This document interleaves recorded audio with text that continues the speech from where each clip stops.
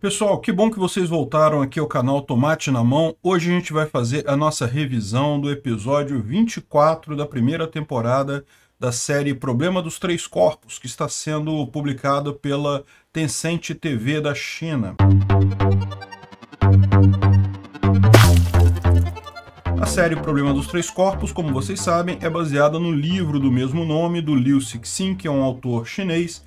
Então é uma história muito interessante. No primeiro episódio dessa minha lista aqui, eu explico qual é a história geral da série e também dou algumas dicas. Como é que você acessa isso daqui? Tá no YouTube, tá de graça, você consegue assistir de graça. E ensino também como colocar legendas em português também nessa série. Funciona bem a legenda em português, não tem problema. Numa hora ou outra fica meio ruim a tradução, mas dá para entender o contexto da coisa. Então eu vou deixar o card do primeiro episódio aqui, caso vocês queiram ver esses detalhes lá, né? Agora eu vou fazer aqui uma revisão, uma recapitulação do que aconteceu na série até aqui. Recapitulação rápida, só por alto, só para quem chegou nesse vídeo aqui, caiu de paraquedas, saber mais ou menos o que está acontecendo. Se você tem acompanhado nossos episódios e não quer ver essa recapitulação, você pode pular para o próximo capítulo do YouTube, tá? Esse vídeo meu no YouTube tem capítulos, tem a separação do tempo. Então, no próximo ponto, eu já vou começar a falar do episódio 24, que é o que a gente vai tratar hoje, né? Então, agora vamos fazer a nossa revisão. A história toda começa lá em 2007, lá na China, quando alguns cientistas começam a se suicidar. Por exemplo, essa moça aqui, a Yang Dong, ela é uma astrofísica e ela se suicida com um bilhete muito estranho, dizendo a física não existe mais, né? E daí a coisa começa, parece uma trama simples, né?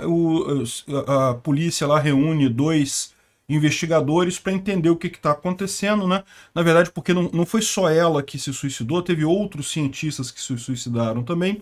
Então, o Xiqiang, que é um investigador policial, e o Wang Miao, que é um outro cientista especializado em nanopartículas, eles dois formam um time para investigar, para tentar entender o que está acontecendo, né?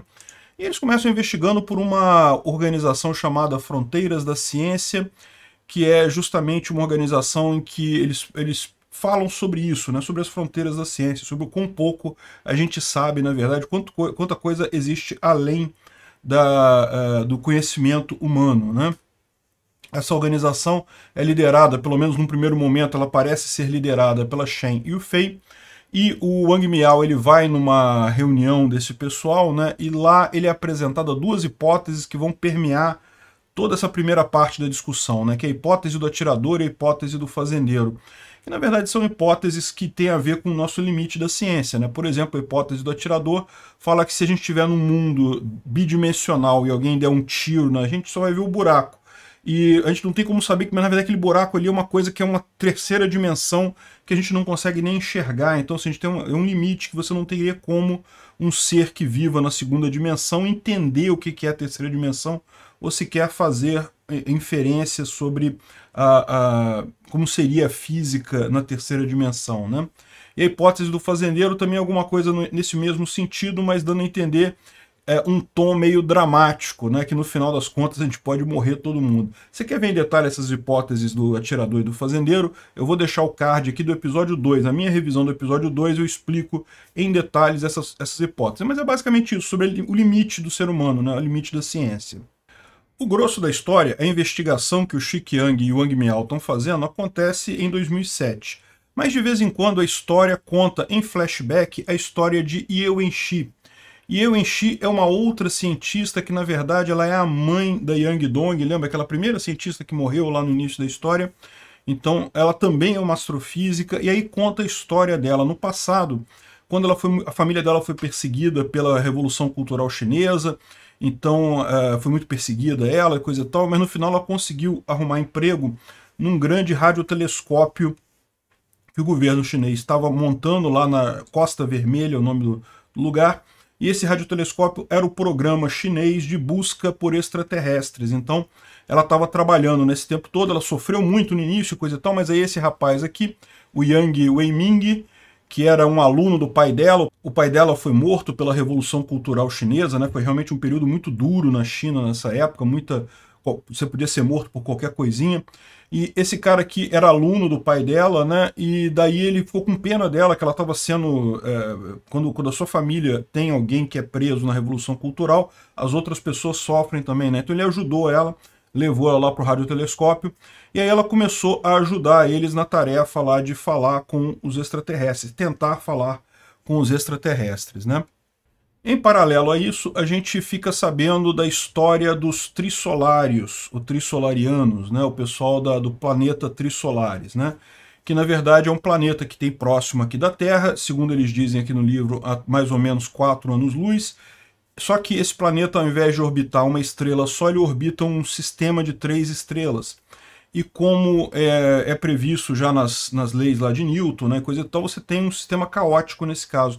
Não tem como você prever o movimento de 3 corpos no espaço, né? Então os trissolários têm um problema, eles têm uma tecnologia muito avançada, mas o planeta deles eles sabem que vai ser destruído. Então a decisão deles é procurar um planeta que seja estável, que tenha uma estrela só.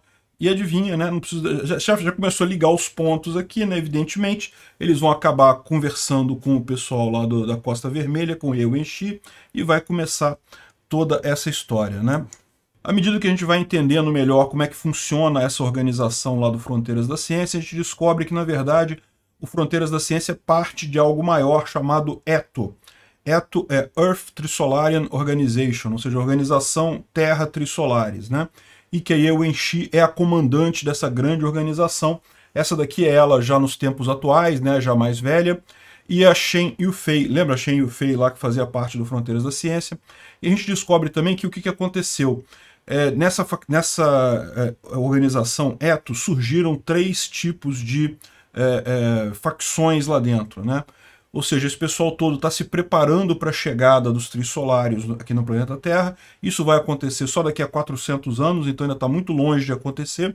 Mas essa organização, em tese, busca justamente preparar para a chegada dos trissolários. E aí tinha várias formas de lidar com isso dentro da organização. Os adventistas acham que os trissolários têm que chegar, têm que matar a raça humana inteira, a raça humana não é digna, ela tem que ser totalmente exterminada e coisa e tal. Os redencionistas, eles tentavam resolver o problema problema dos 3 corpos, tentavam resolver de uma forma que os trissolários nem precisariam vir para a Terra. E os sobrevivencialistas são aqueles que acreditam que conseguem conviver com os trissolários aqui no planeta Terra. Então que os trissolários podem vir para cá, mas que a gente tem que dar um jeito de encontrar uma maneira de conviver, de dividir o mesmo planeta com esse pessoal que está vindo, né? Então, são essas 3 facções. A Ye Wenxi, ela é comandante de tudo, então ela não gosta, ela não entra nessas brigas, né? Só que a briga vai ficando violenta, e em determinado momento o Panam mata a Shen Yufei. Por quê? Porque o Panam é da facção adventista que acha que tem que matar todo mundo da raça humana mesmo, os humanos têm que sair do planeta Terra para os trissolarianos assumirem a coisa toda. E a Shen Yufei estava tentando, né, resolver o problema dos 3 corpos e coisa e tal, e acaba tendo esse problema. Na verdade, ela se suicidou, mas o que dá a indicar que qual que seria o problema justamente do problema dos cientistas se suicidando. Na verdade, eles têm uma forma de meio obrigar a pessoa a se suicidar, né? Enfim, aí dá essa confusão geral, né? E nesse meio tempo também o Wang Miao ele entra para a organização, né? Ele começa a fazer parte dessa organização da ETO para investigar o que está acontecendo, né? No episódio 22 a gente fica sabendo que os trissolarianos já saíram lá do planeta Trisolares em direção à Terra, vão levar 400 anos para chegar, mas já saíram de lá. E no último episódio, o episódio 23, a Ye Wenxi, ela chama então uma organização, uma grande assembleia dessa organização. Por quê? Porque tá uma bagunça danada, né? O Panam matou a Shen Yufei, e aí também ele dedurou uma parte dos redencionistas para o governo, então o governo prendeu um monte dos redencionistas, então tá uma confusão danada no episódio 23, e daí ela chama essa grande assembleia, e chama o Panam e fala pro Panam que, olha só, tu errou, o que você fez foi errado, e tira ele da organização matando ele, né? Ela mata ele. E daí ela explica que não, que a ideia justamente é preparar para a chegada dos trissolários, mas que a gente quer sobreviver, né? A gente quer continuar, arrumar uma maneira de conviver todo mundo junto, é o que ela espera. Os redencionistas não seria o caminho, mas também não os adventistas. A ideia é um meio termo aí, talvez os sobrevivencialistas, ou talvez alguma outra coisa. A gente vai ver que isso, no final das contas, tem tanta reviravolta daqui até os caras chegarem que meio que nem faz diferença no final. Mas enfim, aí eu enchi, então, ela faz essa grande reunião e coisa e tal, e o Wang Miao, ele já tá aqui também nessa reunião, né? E daí ela começa, ela fala um monte de coisa, explica o propósito da Eto, lembra o pessoal do propósito da Eto, e daí ela fala, olha só, eu vou contar para vocês desde o início essa história. E daí ela volta lá no passado, né, na época que ela estava lá no rádio laboratório, na década de 1960, 70, e daí ela conta que ela está numa reunião com o Yang Weiming, né, que era o marido dela, e que trabalhava lá naquela mesma antena, ela aqui de costas, e aqui de costas também está o Lei, que é o comissário político que organiza aquela antena. Então eles estão discutindo aqui, aí conta a história dela, né? Lembra, ela chegou ali, ela chegou na antena meio que resgatada pelo Weiming, Yang Weiming, justamente para ajudar, sei lá, limpando coisa, passando pano, varrendo na coisa. Mas como ela era muito inteligente, né? Ela era uma astrofísica formada antes. Então, eles estão discutindo aqui porque agora ela já sabe do propósito do negócio, ela já está ajudando eles a encontrar seres extraterrestres, só que o que eles chegaram à conclusão é que a antena, no final das contas, tem uma potência muito baixa. Então, embora eles estejam procurando, né, extraterrestres, eles não conseguem de fato nada significativo porque a potência da antena é muito baixa para isso, né? Não é que a antena é potente pra caramba. Quando ela liga, mata os passarinhos e tudo que está passando perto, mas para conseguir chegar nas estrelas é mais complicado, né? E aí um dos problemas que eles estão analisando é justamente o problema da interferência do Sol. O Sol joga muita interferência eletromagnética aqui no sistema solar e isso é uma das coisas que atrapalha muito a questão de você fazer essa comunicação com os extraterrestres, né? Então, no final do episódio passado, eles em flashback, né, mostrando o que estava acontecendo lá no final da década de 60, o comissário Lei e o Yang Weiming encarregam a Yuan-Shi de estudar uma forma de modelar o Sol e evitar a interferência do Sol nas comunicações, né? E o episódio termina justamente com ela olhando o Sol assim, com os dedos assim, uma imagem bacana e coisa e tal, que é justamente o momento que ela tem basicamente o breakthrough. Ela, caramba, eu consigo usar isso para uma outra coisa, e é justamente o que vai acontecer no episódio de hoje. Ela vai matar a charada, vai conseguir fazer a coisa toda, vai conseguir comunicar com os aliens, o troço todo. Hoje é o episódio 24, é aqui que ela consegue. Vamos fazer então a nossa revisão do episódio 24.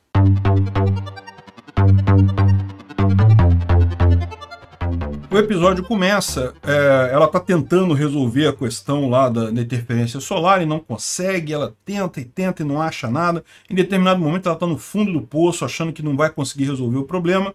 E aí ela ainda entreouve os dois homens lá, né, o Yang Weiming e o comissário Lei, que são os superiores dela, falando, será que ela vai conseguir alguma coisa? Não sei, ela até que está saindo bem, mas está difícil, é uma tarefa difícil mesmo, coisa e tal. Ou seja, mesmo eles já não estão acreditando que ela vai conseguir resolver o problema, né?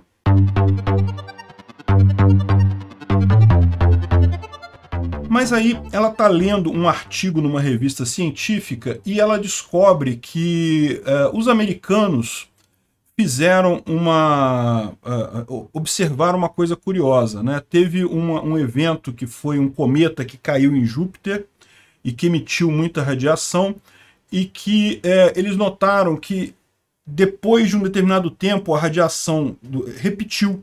É como se tivesse alguém repetindo aquele negócio. Então, se você tinha uma antena apontada, né, para ler sinais do universo, então você teve aquele sinal do cometa caindo em Júpiter, que deu um problema ali com rádio, né, emitiu um monte de rádio, o cometa se espatifou, né, na atmosfera de Júpiter e coisa e tal. E pouco depois disso, teve de novo a mesma repetição, exatamente 16 minutos e 42 segundos, alguma coisa assim, ela explica aqui essa repetição disso daí, né? Isso não tem nada a ver com a área dela, mas como ela é uma cientista, estava lendo o negócio, aí que ela tem o breakthrough dela, aí que ela chega à conclusão seguinte, que ela estava estudando, ela estava fazendo um modelo do Sol, aí ela pega, né, fala, será que isso aconteceu com a gente também? Ela pega os dados também ali da antena deles, né, daquela data, foi, se não me engano, em 2 de julho de 71, se não me engano, alguma coisa assim, e chega à conclusão que eles tiveram a mesma coisa, exatamente 16 minutos e 42 segundos. Ou seja, o que seria 16 minutos e 42 segundos? Por que essa repetição? O que estaria fazendo esse tipo de efeito, né? E aí lembra que ela estava estudando o Sol, né? Por conta da interferência do Sol na antena.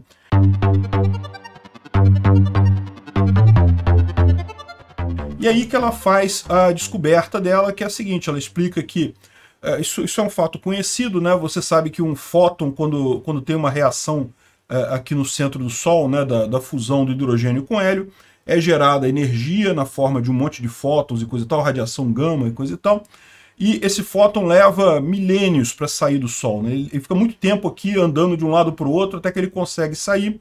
Então ele começa numa frequência muito alta, mas ele vai decaindo essa frequência, a energia desse fóton, até que ele sai do Sol e daí vira a energia que a gente está acostumado a ver aqui na Terra, o brilho do Sol, né? Ela explica então que os fótons começam com muita energia lá no raio gama, aí à medida que eles vão avançando, vai caindo a energia deles até que eles chegam na luz solar, que é quando eles saem realmente do Sol, né, que são emitidos pelo Sol, né? Então a visão que todo mundo tem da física é essa daqui, que os fótons vão diminuindo de energia à medida que vão atravessando as camadas do Sol até saírem. Só que ela faz uma hipótese que, na verdade, a coisa não é uma linha contínua, como você tem um efeito quântico, você tem, na verdade, uma escadinha que os fótons vão caindo, né? E essa escada de frequências, você tem um efeito de amplificação se você conseguir interagir exatamente numa determinada frequência. Então, determinadas frequências específicas dentro do Sol, você consegue interagir com elas. Então, ela diz que é efeito reflexivo amplificativo. Então, se você emitir numa determinada frequência, numa determinada potência, isso chegar no Sol, isso vai ser reemitido. O Sol vai acabar atuando como um grande reemissor dessa onda, né? Aí uma coisa que o pessoal pergunta é, mas espera aí, mas então como a gente está emitindo radiação o tempo todo, está tudo sendo amplificado pelo Sol? E aí ela fala que não. Por quê? Porque você precisa chegar numa determinada camada do Sol. Essa energia tem que conseguir entrar no Sol até uma determinada camada.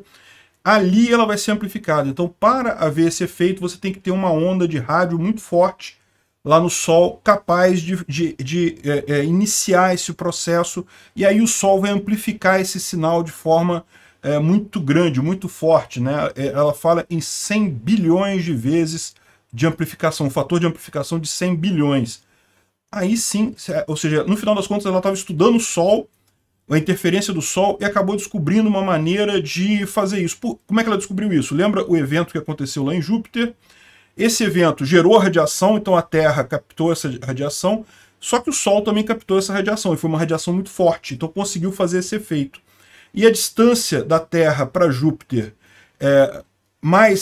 a distância de Júpiter para o Sol, para a Terra, dava exatamente 16 minutos e 42 segundos a mais que a distância de Júpiter para a Terra. Então os radiotelescópios na Terra captaram a radiação original de Júpiter e depois captaram aquela radiação que veio do Sol, né, amplificada muitas vezes, justamente porque conseguiu atingir essa parte do núcleo do Sol e ser amplificada aí, segundo a coisa dela, né? Bom, a verdade é a seguinte, eu desconheço esse tipo de efeito, tá? Ou seja, isso é ficção, né? Que eu saiba, não existe esse tipo de efeito de amplificação no Sol. Mas é aquele negócio, é uma solução para o problema que ela está dando, né? O problema realmente existe, esse problema de você tentar comunicar com alienígenas, né? É esse. Na verdade, no final das contas, você tem pouca potência para fazer isso. Agora, se você consegue mandar um sinal para o Sol e o Sol amplifica isso 1 bilhão de vezes, 100 bilhões de vezes, que é o cálculo que ela fez, aí realmente você passa a ter uma antena, né? Você está transformando o Sol numa grande antena que pode, aí sim, atingir até estrelas muito distantes, né? Então, essa é a teoria dela. Você tem que ter uma frequência específica, um tipo específico de sinal, e além disso tem que ser um sinal forte o suficiente para atingir o Sol. E aí ela explica isso, né, pro Yang Wenning aqui, explica isso lá pro pessoal, fala, não, a gente tem que fazer esse teste, a gente tem que tentar fazer isso, né, temos que, o nosso radiotelescópio, ele tem capacidade de lançar uma onda tão forte desse tipo no Sol, a gente tem que fazer isso, temos que fazer essa coisa no Sol e ver se a gente consegue algum resultado nisso daí. A proposta dela era mandar uma mensagem para o cientista americano lá do outro lado, coisa e tal.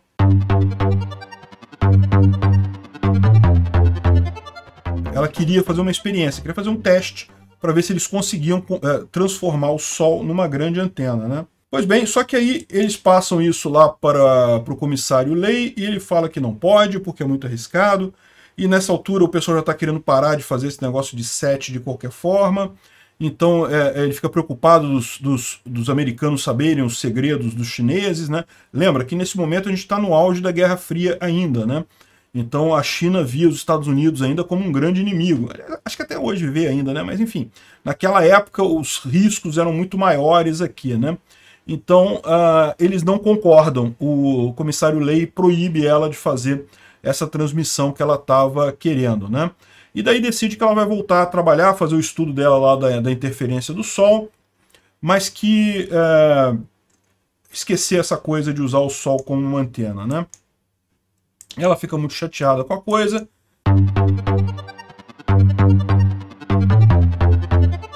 Ela sabe que de tempos em tempos, quando tem um determinado defeito na antena, que acontece de tempos em tempos, é preciso fazer uma transmissão de teste.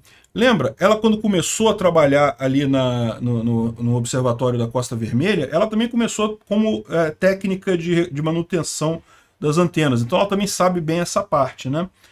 E daí um dia ela viu que aconteceu esse caso, né, que precisava reiniciar o sistema lá da antena e daí precisava fazer uma transmissão de teste. E ela percebeu que o rapaz que cuida da manutenção estava dormindo e era amigo dela, era conhecido dela. Aí ela falou para ele, não, deixa que eu faço para você. E foi lá, né, fez a parte da manutenção, o reboot do sistema lá e coisa e tal. E na hora de fazer a transmissão de teste, que é obrigatória pelo manual, aí ao invés de fazer uma transmissão aleatória qualquer sem sentido, ela pegou os dados dela, apontou para o Sol, né, foi lá, programou a coisa toda e fez lá a transmissão para o Sol de uma mensagem, que é a mensagem padrão que eles estavam mandando para os aliens e coisa e tal, mas aquele negócio, era a mensagem padrão que foi ela mesma que definiu, né, no esquema deles lá, que falava que nós somos humanos, viemos em paz e buscamos cooperação com seres extraterrestres. Tem uma mensagem toda que eles falam lá, e aí ela programou essa mensagem e mandou direto para o Sol como para fazer um teste, né, da experiência dela. Em tese, se isso funcionasse, outros radiotelescópios no planeta Terra poderiam ter recebido a mesma mensagem, né, porque isso seria amplificado pelo Sol e acabaria voltando para a Terra também com essa amplificação, né? Aqui ela mirou bem no Sol ali e apertou o botão e a antena se moveu e foi lá e disparou a mensagem. Só que aí nesse meio tempo chegou o cara de volta lá, o operador, ela rapidamente desfez tudo ali e falou, não, tá ok, agora já fiz o reboot aqui, já tá funcionando, pode usar de novo e coisa e tal. E não falou para ninguém que tinha feito essa transmissão para o Sol, a experiência dela, né? E daí ela correu lá no Yang...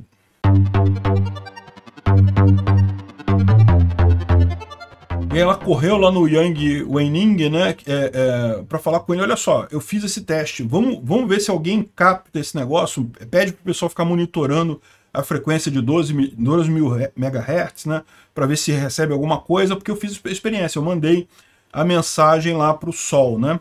Diz que não receberam nada. Eles veem ali também uma outra visão de um outro radiotelescópio também, que aliás, aqui ó, em Kharkiv. Nessa época a China tinha alguma cooperação científica com a Rússia, né? Com a União Soviética na época. E Kharkiv, que é uma cidade ucraniana, na época fazia parte da União Soviética, né? E, em russo, Kharkiv se fala Kharkov. Enfim, e ela compara aqui, descobre que realmente estava errada a minha teoria não funcionou, mandei o aviso para lá e não deu em nada, infelizmente foi mal, né? E pronto. E aí fala que ela acabou, depois dessa, tomando esse baque, que ela fez a experiência, ela desobedeceu todo mundo e coisa e tal, e no final das contas não deu em nada, né? Não provou nada da experiência dela. Ela ficou muito chateada com isso, só que ela fala aqui, ó, que mal sabia ela que tinha funcionado sim. Na verdade, o grande sinal que ela mandou foi amplificado pelo Sol, foi disparado em direção a todo o universo e coisa e tal. Só que por algum motivo eles não conseguiram detectar, tinha algum problema ali na detecção deles que eles não conseguiram ver, mas na verdade deu certo a experiência dela, né?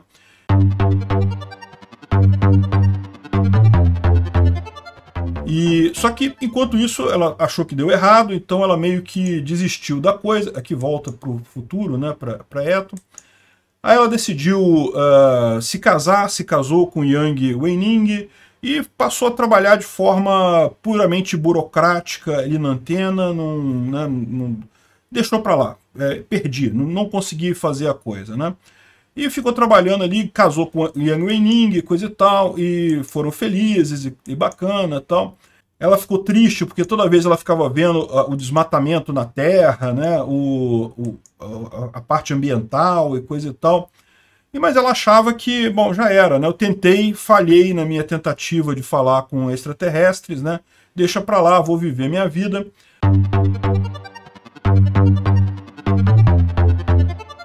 Até que chegou o dia 21 de outubro de 1979. Foi nesse dia, segundo a série, que a gente fez contato com extraterrestres, né? É o grande dia. A gente já estava caminhando para isso, né? Era meio que óbvio nessa altura. Ah, tem uma civilização, coisa e tal. Como é que eles conversaram com a Terra? Estava na cara que foi Yuan-Shi que conseguiu conversar com eles. A gente só não sabia como, agora a gente sabe. Na verdade, por que os outros programas SET, né, dos Estados Unidos, da Rússia, não deram em nada? Porque nenhum deles teve o breakthrough que Yuan-Shi teve de mandar usar o Sol como amplificador de rádio e assim conseguir mandar uma frequência, uma potência muito maior, né? Inclusive, em determinado momento, o próprio Yang Weining fala assim, nossa, nós estamos fazendo uma coisa na escala Kardashev 2, na civilização 2 de Kardashev. A gente falou sobre isso alguns episódios para trás aí, né? Kardashev é um teórico russo que falava que a civilização tipo 1 é aquela que usa toda a energia de um planeta, 2 usa todo o sistema solar, toda a estrela, né? E 3 seria de toda a galáxia, né? Isso depois foi mudado, foi expandido e coisa e tal. Enfim, eles estariam usando a energia do Sol, mas não estariam usando toda a energia do Sol. Então é errado achar que a gente estaria se tornando uma civilização Kardashev 2 só por estar usando o Sol para amplificar a coisa. Para a gente virar esse tipo de civilização, a gente teria que usar toda a energia do Sol, né? Mas enfim, então ela mandou a onda e daí, quando foi nesse dia 21 de outubro, ela estava lá cumprindo tabela, ela achava que não ia ter nada, coisa e tal, estava cumprindo tabela, quando de repente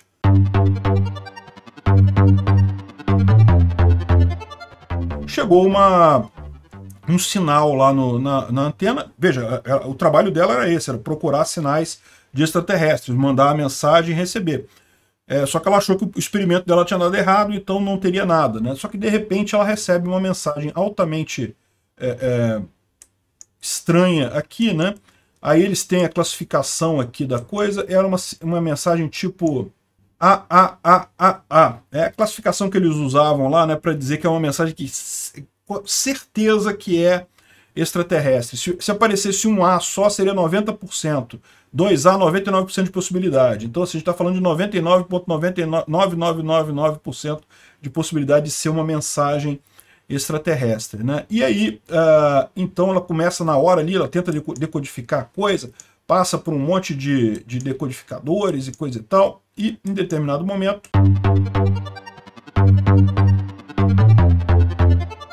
ela recebe essa mensagem aqui, que no livro é épico isso. A mensagem que ela recebe é: não responda. Isso, não responda. Que coisa, né? Que mensagem curiosa para você receber de uma civilização alienígena que você está tentando há anos comunicar com os alienígenas e coisa e tal, e aí você recebe: não responda, não responda, não responde, não para de falar, não fale mais, né? E no livro isso é muito emocionante, coisa e tal, e tá aqui, ó, não responda. Esses quatro caracteres chineses aqui, se você tiver curiosidade de saber.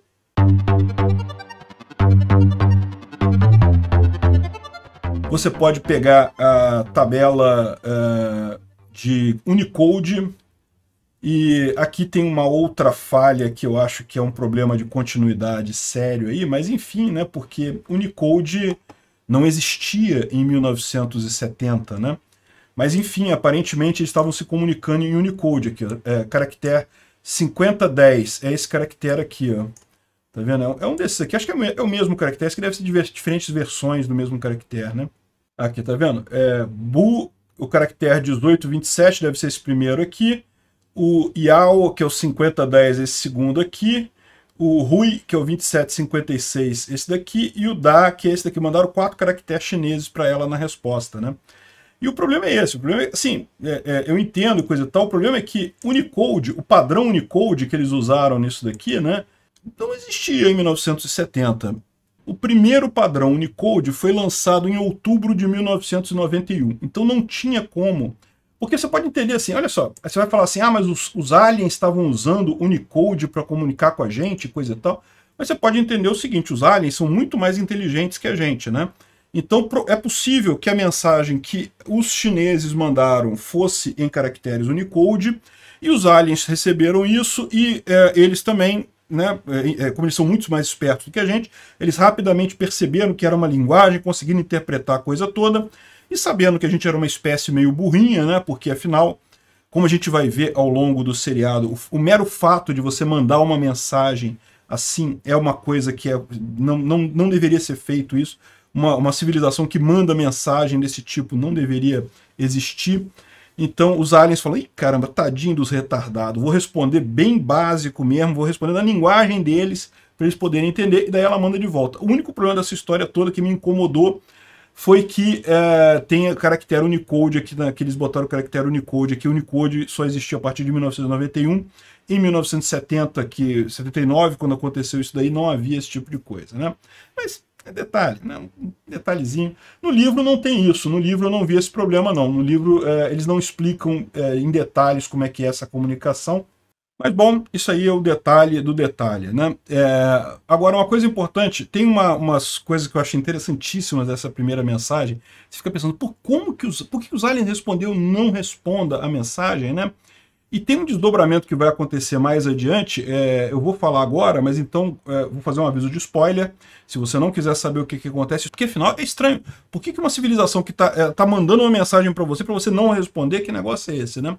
Então eu vou fazer um alerta de spoiler, pula para o próximo capítulo, que no próximo capítulo acabou o spoiler, tá?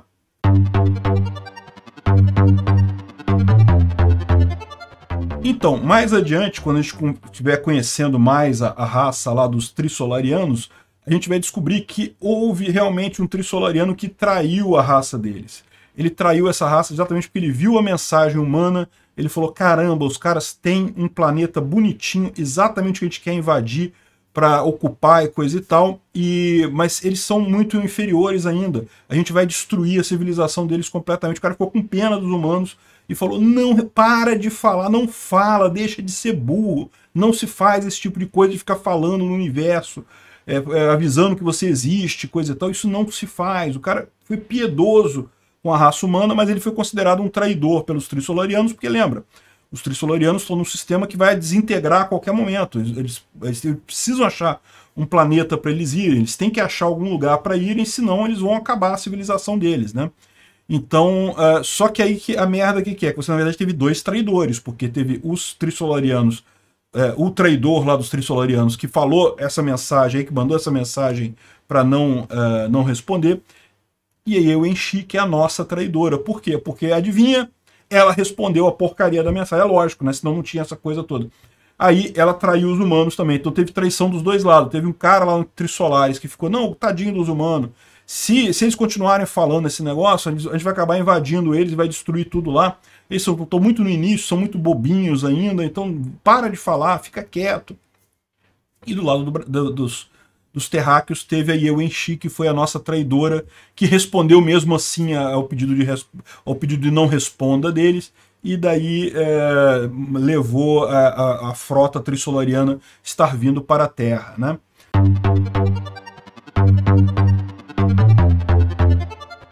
E aí ela está contando isso, e nesse meio tempo, vocês lembram que o Xiqiang, né, ele queria já prender todo mundo da Eto, queria prender a galera toda, né? Então o governo, né, o governo da China lá no caso, queria prender todo mundo para saber exatamente o que está acontecendo, qual que é essa parada aí dos extraterrestres, que essa organização estava comunicando esse tempo todo, desde 1979 até agora, e só agora que o governo ficou sabendo disso, né? Então isso ainda é um mistério que está para ser resolvido aqui na série. Como é que ninguém ficou sabendo dessa resposta dela, né? O que ela fez? Ela estava numa instituição cujo único objetivo era entrar em contato com o Alien. Ela recebeu uma resposta do Alien. O que aconteceu a partir daí, né? A gente não fica sabendo nesse episódio ainda, mas eu acredito que até o final do livro a gente vai ficar sabendo exatamente o que aconteceu. O final desse primeiro livro, né? Que é a primeira temporada. Tudo está indicando que a primeira temporada vai terminar no primeiro livro mesmo, né? Enfim, e aí o Xiqiang manda então um exército lá para invadir, invade tudo. Enfim, acabou que então chegou o governo, prendeu todo mundo da Eto ali, inclusive aí eu enchi, e assim que terminou o episódio, né? Ela relembrando lá o caso lá da coisa e todo mundo preso no final das contas da Eto. Enfim, vamos ver nos próximos capítulos aí como é que desdobra esse caso. Eu vou fazer a minha conclusão rapidinha aqui.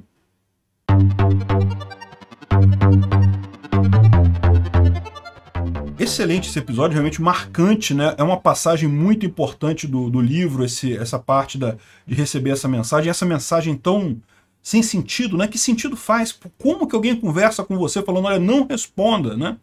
Então, é uma coisa bem marcante mesmo no livro, isso também, muito interessante a coisa toda a emoção, a trilha sonora, ficou muito legal, eu gostei muito. Eu tô achando que esses últimos episódios estão num ritmo muito melhor que os primeiros. Lembra, né? Uma das minhas preocupações com essa série foi justamente o ritmo lento dos primeiros episódios. Às vezes fica um episódio inteiro repetindo o mesmo ponto e coisa e tal, e não tem, assim... parece que não anda a trama, né? Tudo bem que parece que isso no livro é assim também, tá? No livro você tem essa impressão também de que as coisas começam bem devagarzinho, bem devagar, e à medida que o tempo vai passando é que a coisa vai esquentando e coisa e tal. Então eles reproduziram de forma muito fiel o livro nesse seriado aqui chinês, né? E outra coisa importante, parece que realmente está confirmado que a primeira temporada é o primeiro livro da trilogia do Liu Cixin, né? E que os chineses já começaram a gravar a segunda temporada, que na verdade eles vão dizer que é uma outra série, que é a Floresta Escura, e que é o segundo livro dessa trilogia, né? Então eles já estão gravando, a previsão de ser lançada é 2025. Então em 2025, se tudo der certo, a gente vai ter a segunda temporada desse livro, ou talvez eles chamem de outra série, não importa, não importa que é a mesma história, e bem interessante essa a segunda parte. Eu estou muito curioso de como é que eles vão resolver alguns problemas ali que aparecem no livro, porque realmente vai ser muita computação especial, muita computação gráfica, vai ser muita coisa mesmo, né? Enfim, boa notícia, né? Bacana esse episódio, gostei. Terminei assim com essa visão dessa mensagem que realmente é fantástica, né?